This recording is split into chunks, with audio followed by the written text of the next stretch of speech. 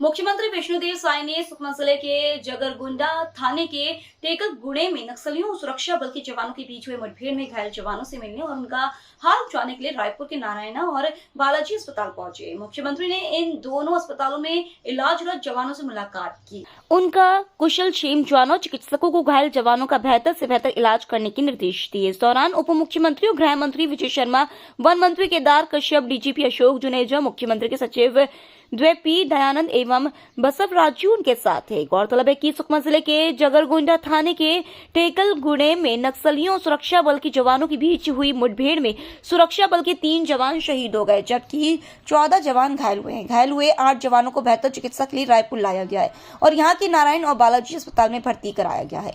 अन्य घायल जवानों का इलाज मेडिकल कॉलेज जगदलपुर में जारी है। मुख्यमंत्री ने बालाजी अस्पताल में घायल जवानों से मुलाकात के बाद कहा कि राज्य में नक्सलियों के खिलाफ लड़ाई और तेज होगी। छत्तीसगढ़ में नक्सलवाद अब अपने खात्मे की ओर है। लड़ाई हम जीतेंगे, हम आने वाले समय में नक्सलवाद को खत्म करके रहेंगे। उन्होंने कहा कि आम जनता तक बुनियादी सुविधाएं पहुंचाने के लिए शासन द्वारा सुरक्षा व्यवस्था मजबूत करने सुदूर वनांचल में नए कैंप स्थापित किए जा रहे हैं। उन्होंने कहा कि नक्सली जिन इलाकों को अब तक अपना समझ रहे थे, उन इलाकों में माओवादी आतंकवाद के विरुद्ध सुरक्षा बलों की दखल और बढ़ते प्रभाव से नक्सली बौखला गए हैं और कायराना हरकत कर रहे हैं। मुख्यमंत्री ने कहा कि हम हर स्थिति में अपने जवानों के साथ मजबूती से खड़े हैं। उन्होंने कहा कि सुरक्षा बल के जवान सर्चिंग पर निकले थे, नक्सलियों ने उन पर घात लगाकर कायराना हमला किया है। हमारे जवानों ने उनके इस हमले का मुंहतोड़ जवाब दिया है, जिसके चलते नक्सली भाग खड़े हुए। आज सुकमा जिले के अंतर्गत टेकुलगुड़ा के पास नक्सलियों से हमारे जवानों का मुठभेड़ हुआ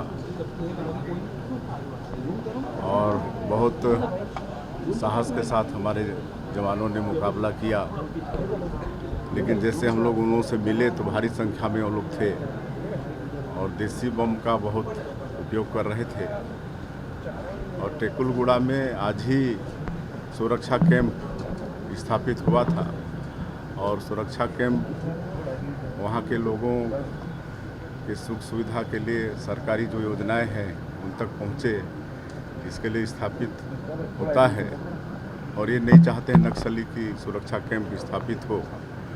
और चूँकि अब डबल इंजन की सरकार है और जब से छत्तीसगढ़ में भारतीय जनता पार्टी की सरकार आई है, नक्सलियों के साथ मजबूती के साथ लड़ रहे हैं।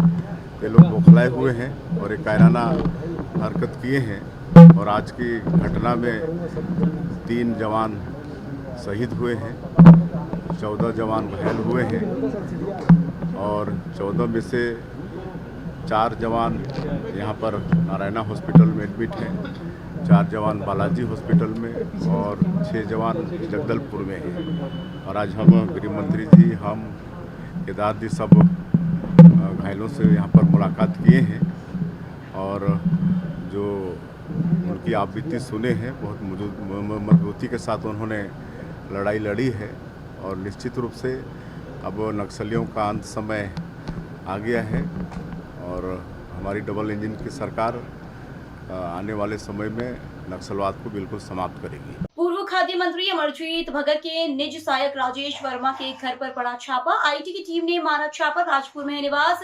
अलग अलग 4 गाड़ियों में आई है टीम, सभी को अंदर बंद कर की जा रही है पूछताछ। अलग अलग 4 गाड़ियों में आई है टीम, सभी को अंदर बंद की जा रही है पूछताछ। सुबह लगभग 6:30 बजे पहुंची इनकम टैक्स की टीम। खबर का हुआ बड़ा असर। शक्ति नोडल अधिकारी ने की कार्यवाही। उपार्जन केंद्र भात माहौल में धान खरीदी में अनियमितता से खरीदी प्रभारी दीपक महेश निलंबित।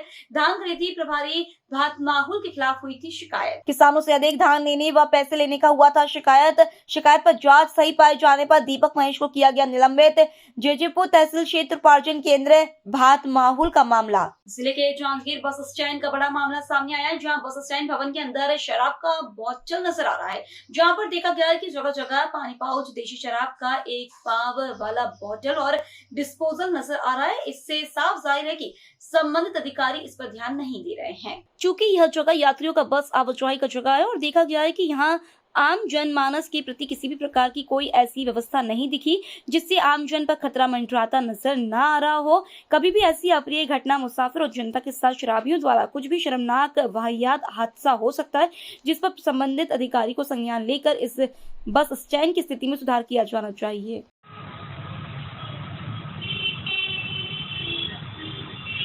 विधायक चेतराम अटामी अपने नियमित प्रवास पर बचेली मार्ग पर थे। इसी दरमियान सड़क हादसे में 4 पहिया चालक घायल मिला। विधायक ने तत्काल अपने काफिले को रुकवाया और एम्बुलेंस को बुलवाकर उसे उपचार हेतु बचेली अस्पताल भिजवाया।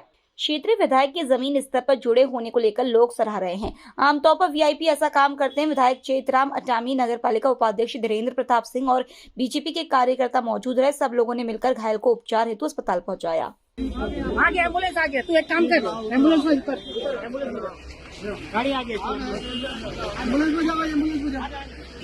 अरे तू जा ना, अरे चले जाना भाई, चल।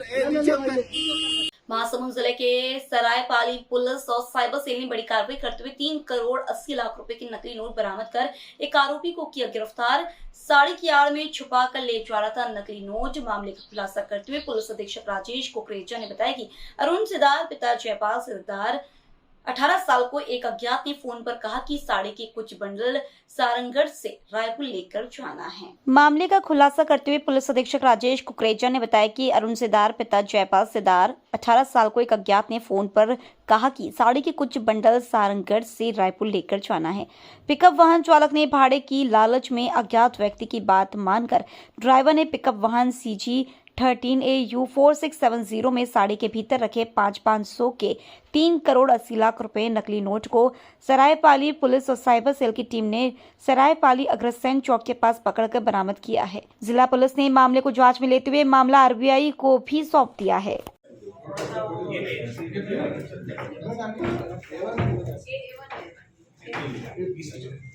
बनाने की कोशिश किया लेकिन बनाने पे देखने से ही लग रहा है नकली नहीं। हमारे बंडल में रहेगा कोई 4-5 ना क्वालिटी में। एक सूचना मिली थी सरायपाली में कि इस गाड़ी में कुछ संदिग्ध वस्तु जा रही है, तो हमको लगा कुछ गांजा या इस तरह की कोई वस्तु होगी। उस गाड़ी को हम लोगों ने ट्रैक किया। ट्रैक करके सरायपाली बस स्टैंड के आसपास में उस गाड़ी को चेक किया। सरायपाली TI के नेतृत्व में एक टीम बनाए थे। उस गाड़ी को चेक करने पर ऊपर में तो कुछ साड़ियाँ रखी हुई थी, पर जब अंदर से उसमें 4 बड़े बैग थे, उन बैगों को चेक किया तो उसमें इस तरह के जो नोट थे, प्रथम दृष्टया में लग रहे थे वो प्रिंटेड नोट हैं। ये बड़ी मात्रा में थे और ये लगभग 76,000 नोट थे जो 760 पैकेट में थे। इनकी जो कीमत है 3 करोड़ 80 लाख रुपए की ये नकली नोट बरामद हुए। इसमें से 12 साड़ियाँ थी जो और एक पिकअप वैन, एक रेडमी मोबाइल के साथ में एक जो पिकअप वैन का चालक था अरुण सिदार जो 18 वर्ष का है, ये सारंगगढ़ थाने का एक सरायपाली गांव में वहाँ का निवासी है। उसको पूछताछ किए तो उसने बताया कि एक व्यक्ति ने, चूँकि इसके पास पिकअप थी तो पिकअप में कुछ सामान रायपुर ले जाना है लोड करके, एक फ़ोन नंबर से इसकी पिकअप बुक करवाया था।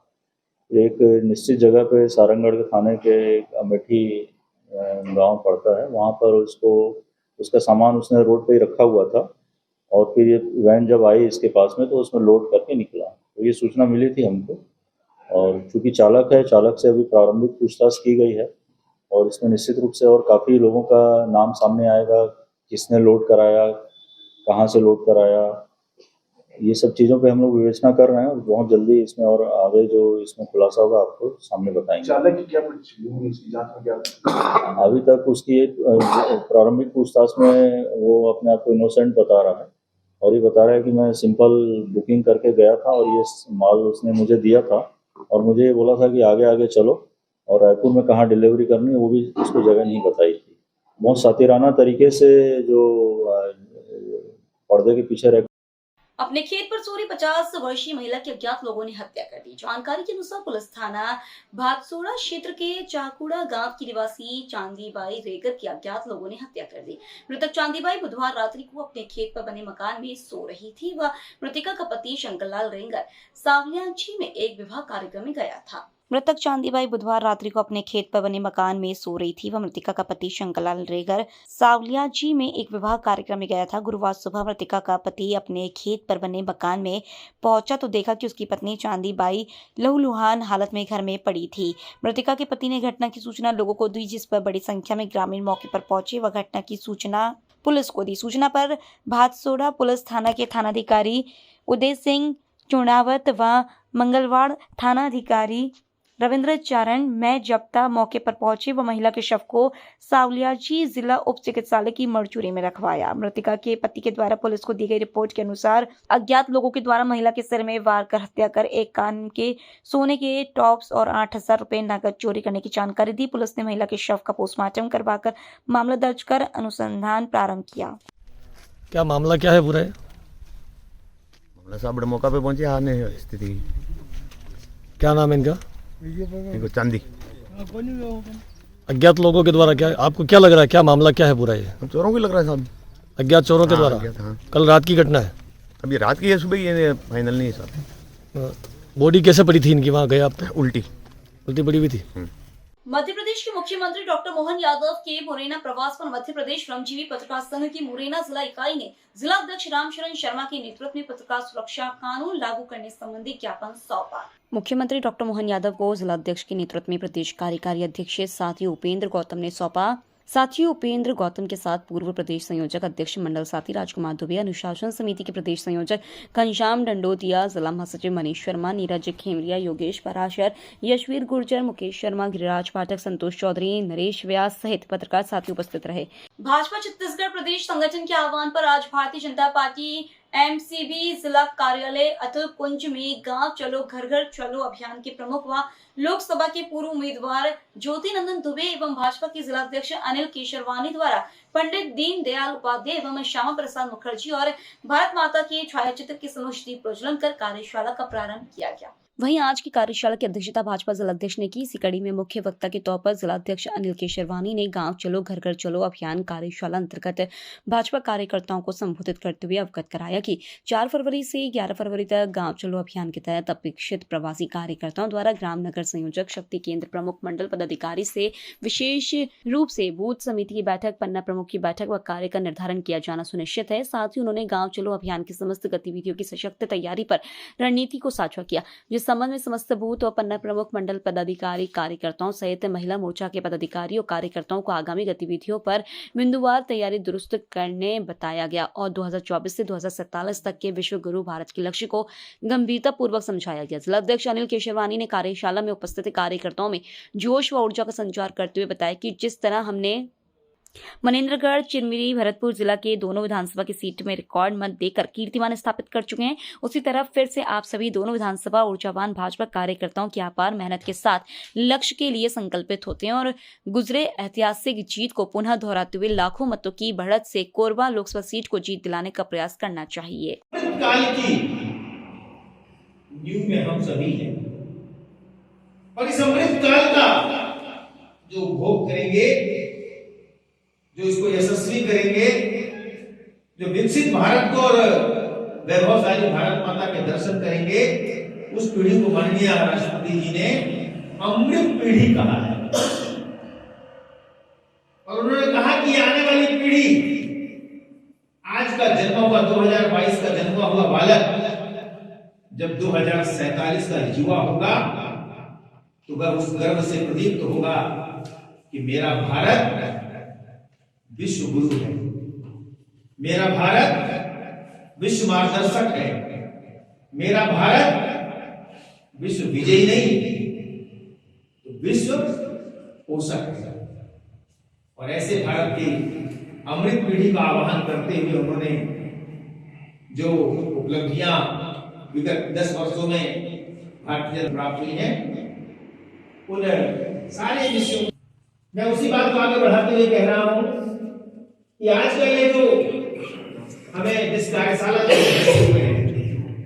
यह कार्यशाला अभी आदरणीय ज्योति नंदन दुबे जी से मेरी चर्चा हो रही थी तो उन्होंने कहा यह मास्टर स्ट्रोक साबित होगा यदि हम कार्यकर्ताओं ने पूरे संकल्प के साथ, पूरे मन के साथ। बस्तर संभाग पुलिस महानिदेशक सुंदर राज पी ने बीजापुर और दंतेवाड़ा के बीच इलाके में पुलिस नक्सल हमले में शहीद जवानों और इलाकों में सुरंग मिलने पर विस्तार से जानकारी दी। वहीं दूसरी ओर ऐसी एक नक्सल उन्मूलन अभियान में आम ग्रामीण रमेश ओयाम की मारे जाने की खबर इन दिनों चर्चा का विषय है। वहीं दूसरी ओर ऐसी एक नक्सल उन्मूलन अभियान में आम ग्रामीण रमेश ओयाम के मारे जाने की खबर इन दिनों चर्चा का विषय है।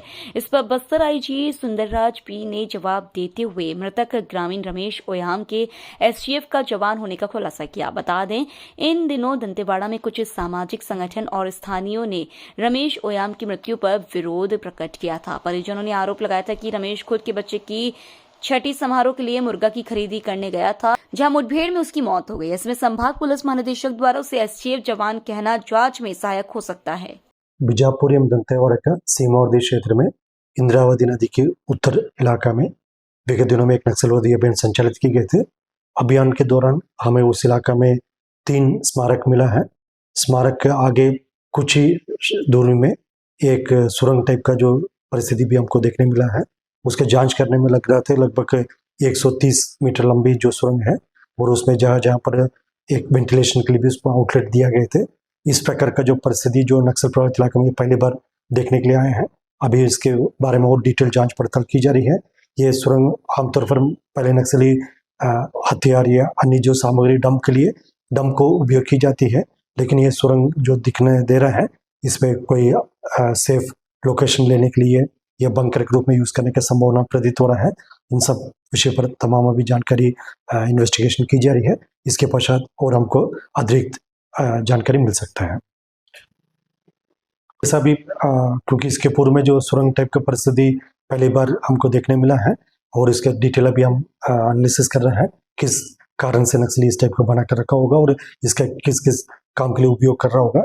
ये सब जांच पड़ताल की जा रही है, और आगामी दिनों में भी जैसा अभियान के दौरान इस टाइप के यदि हमको कोई डेवलपमेंट मिलेगा, वो जो सुरक्षात्मक कारणों से फिर हमको क्या कुछ अग्रिम कार्रवाई करना, तो विधि अनुसार हम आगे इसमें भी कार्रवाई करेगा।